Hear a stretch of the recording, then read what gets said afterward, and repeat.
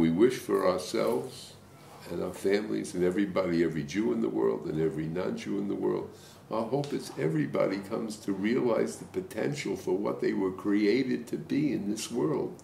This world is a garden, a paradise that was created. It's Gan Eden. And it was meant to be that way, and it will be that way. And that's all we're hoping. Everybody should realize their highest potential, as Rabbi Weiss said. Not just as a physical being, but it's spiritual, like the angels. To live in a place that will be user-friendly to the extreme. We'll have an expression of everybody will be light beings, and that's all we're hoping for. And it takes work, and people have to work on it. But it's a wonderful, do not do unto your brother as you would not have him do unto you. Do unto your brother, love your brother as you love yourself. There's teachings about exactly what that means, but the basic principle is we can live in a user-friendly world, and that's what our desire is for everybody, and that's what we're studying, and that's why we're learning, that's why we're living.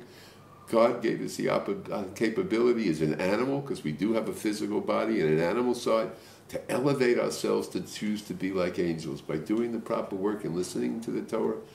And it's pleasant, and it's sweet. It's sweet like honey.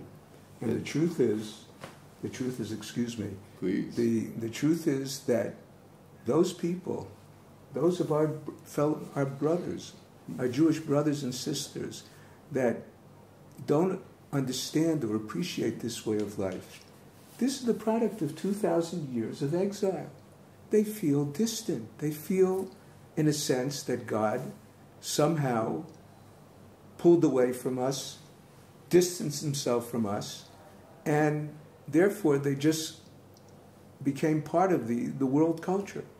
But the truth of the matter is, and that's really what we have to grasp at this time of year, around Tisha B'Av, is to realize that that's not so. Sometimes it happens when a person loses his sense of appreciation. God feels that the way to get a person back on track is to kind of pull away and distance himself so that we will realize, so that we ourselves will realize that there's something missing in our lives and somehow draw near again. But there was no intent when God destroyed the temple, the first temple, the second temple, there was no intent ultimately to distance himself from us in the true sense of the word. He did a chesed. Exactly. From that respect, the fact that he destroyed the temple and didn't punish us certainly was a chesed.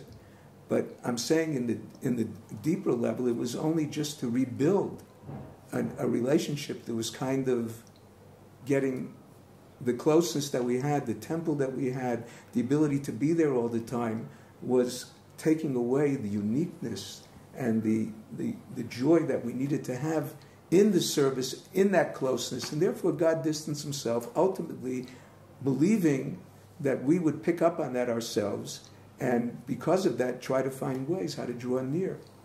And that's the process of these 2,000 years of exile, to get nearer and nearer. And here we are, after 2,000 years, with all the suffering and all the tragedy, the trials, the tribulations, the challenges that we've had to survive as a people. We are back in Eretz Yisrael after 2,000 years, and the whole world, the Christian community recognizes that as well.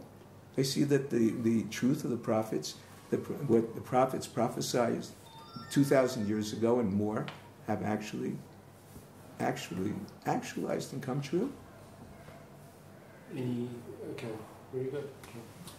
Okay. Thanks.